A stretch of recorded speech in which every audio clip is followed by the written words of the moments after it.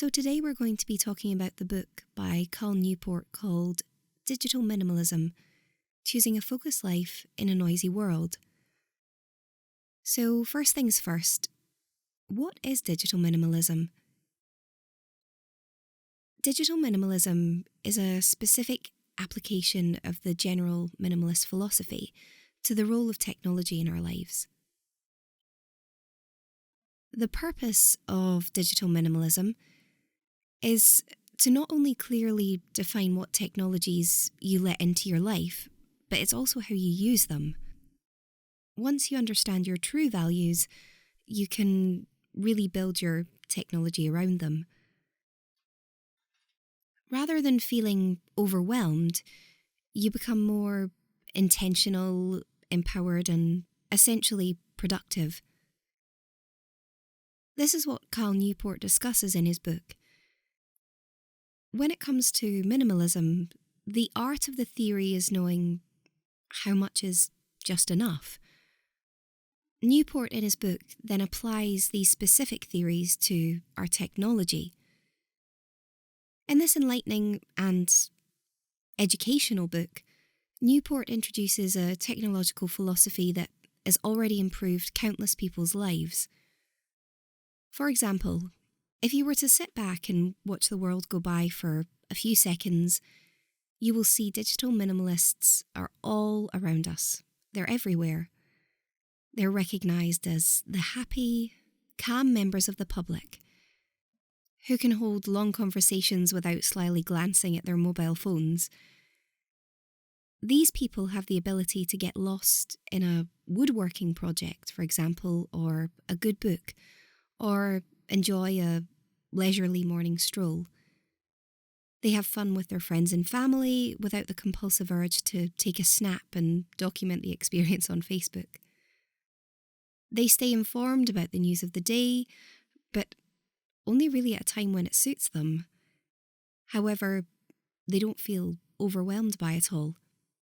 And also, they don't experience FOMO, the fear of missing out, because these people already know which things provide them with meaning and contentment. The author of the book, Cal Newport, is a Provost Distinguished Professor of Computer Science, actually, at Georgetown University. Newport writes about the intersection of digital technology and culture. But he's particularly interested in our struggle as humans to deploy these tools in ways that support us, instead of what we're actually doing, destabilising the things we care about in both our personal and professional lives. Newport makes a convincing case for this quiet movement and gives us a name for it in our tech-saturated world. Sometimes some of the advice can be simple and almost common sense, but they work.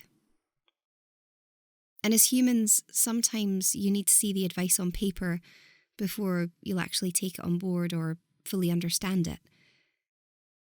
Tips such as turning off notifications or even having a complete technology-free day.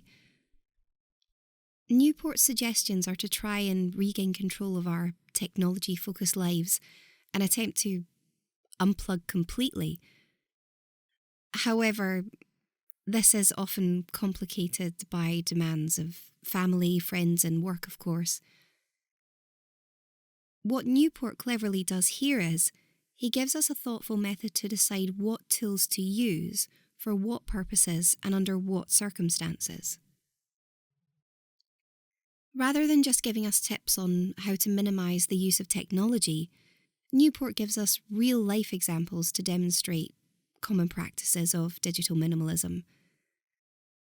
We read about certain people like Amish farmers to harried parents to Silicon Valley programmers. Newport, he identifies the common applications of digital minimalists today and the ideas that strengthen them, really. He also provides practical advice on how to embrace the philosophy of digital minimalism. Things such as leaving your phone at home, taking long walks, and writing letters to yourself, journaling. Newport explains the importance of reclaiming leisure, to fix or build something every week, and to schedule low-quality leisure time. Something I think a lot of us hard-working people are guilty of neglecting. Newport demonstrates how digital minimalists are rethinking their relationship with the internet, Facebook, and the other social media platforms.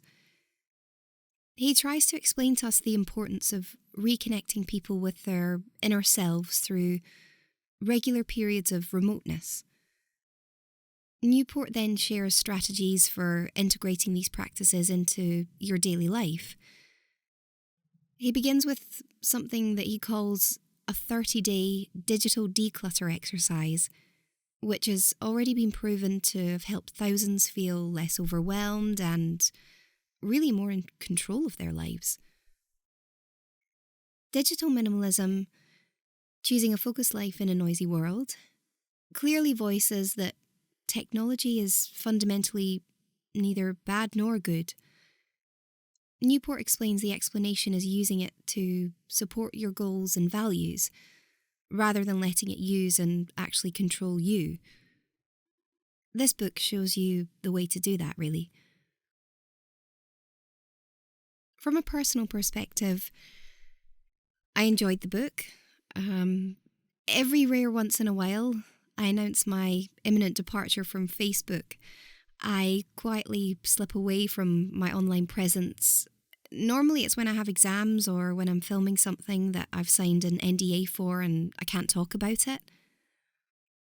When I make that final click of disconnect, I have a silent cheer inside myself when I realise I've finally deactivated my account, knowing in my belly that I'm better off without this omnipresent social media overlord.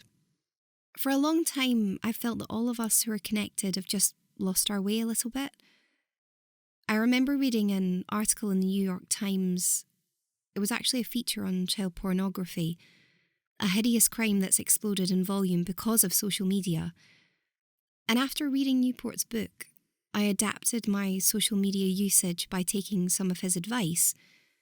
I use social media purely for work purposes, and I don't post any pictures of my family or friends. Newport's book gave me more reasons and a new strategy to create my new relationship with social media. Newport isn't against social media completely or digital technology, and he doesn't tell us to give it up completely because I think in today's world that would be impossible. Alternatively, he challenges the reader to look at their use and habits on the screen. Newport says, and I quote, "Few want to spend so much time online, but these tools have a way of cultivating behavioural addiction." And as he demonstrates throughout digital minimalism, while some of these addictive qualities are accidental, many have been exploited by tech and social media companies, whose driving purpose is to keep us online as often and for as long as possible. Which I feel is quite a scary thought, but I agree with him. Newport's book explains to us that we need gratification as humans, and through social media, that is likes, loves, and retweets. We actually become dependent on the feedback that shows someone somewhere has actually noticed us, which is a bit scary. For me, I need social media in the creative arts industry to share my work, receive more publicity, but essentially to receive more work. Newport doesn't believe technology is a bad thing completely. He acknowledges they can bring pleasure and satisfaction. It's just that we binge on it too much. He explains that no matter how professional, intelligent, and disciplined we are, we still react to technology like kids in a candy store. The goal is not simply to give yourself a break from technology, but to instead spark a permanent transformation of your digital life. Newport recommends that you spend your time away from optional technology by discovering or rediscovering what you enjoy. The only part I'm slightly hesitant about in this book is Newport makes it sound extremely easy to do the digital detox, whereas I would disagree. I wouldn't say that I'm addicted to technology. However, I like to be extremely reliable professionally. I find it extremely difficult when I send an email to someone regarding work and I need an answer ASAP before I can move on to the next part of the project. And then I'm left waiting 2 to 3 weeks for an answer. When they finally respond, it's one day before the deadline, which therefore puts me under a considerable amount of pressure and stress, and I'm left almost looking unreliable myself.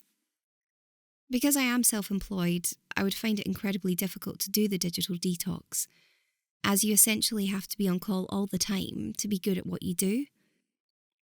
Some parts of Newport's book gross me greatly. For example, when he discussed the beauty of solitude, a beauty that I think we've certainly lost with the constant presence of our phones in our pockets, sharing the curated moments of our lives and reading about others.